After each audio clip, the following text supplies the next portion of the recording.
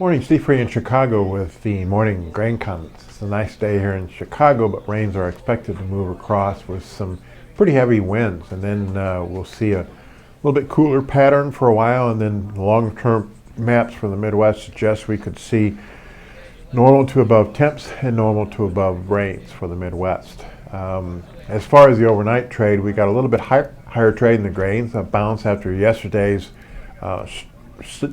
sharply lower prices after the USDA came out with higher than expected U.S. corn and soybean crops, and they increased the carryouts for U.S. corn, beans, and wheat.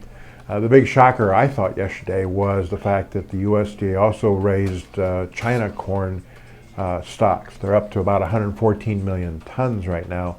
The Chinese in the last couple of weeks have said that their inventory suggests that it might be as high as 150 million tons.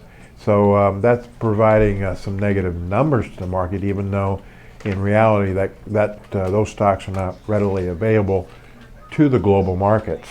As far as the outside markets, financial markets, kind of mixed. Talk of China stimulus is helping the stocks, and we're still worried about global supply and commodities, and that maybe a lower or slower trade might offer resistance to commodity prices.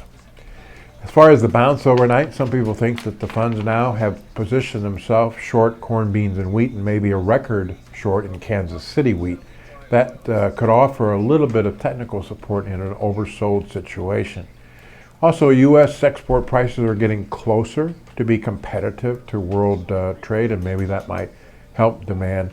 But the market continues to feel that given these new numbers, rallies might be capped because of the higher global supply. So we might be looking for more of a sideways trend in prices at these levels. Doubt if the U.S. farmers will sell at these prices. That could be supportive to the cash, the spreads, and eventually the futures. And then we really don't have any weather problems globally that's going to offer some support to the marketplace. It's interesting that 8 of the 10 years in which the USDA raised the U.S. corn yield from October to November, they also raised it in January. So we'll have to see if that trend follows. Most agree with the USDA's corn carryout, and that can offer resistance to prices. Most agree with the things that USDA did with the U.S. soybean and world soybean supply and demands. The only thing is, some people think they're a little high in demand, especially on the export side if South America has good crops. The failure for the USDA to increase soybean oil biodiesel numbers suggests there may not be an increase in the mandate, and there may not be a blender's credit in 2016, and that could offer resistance to soybean oil prices.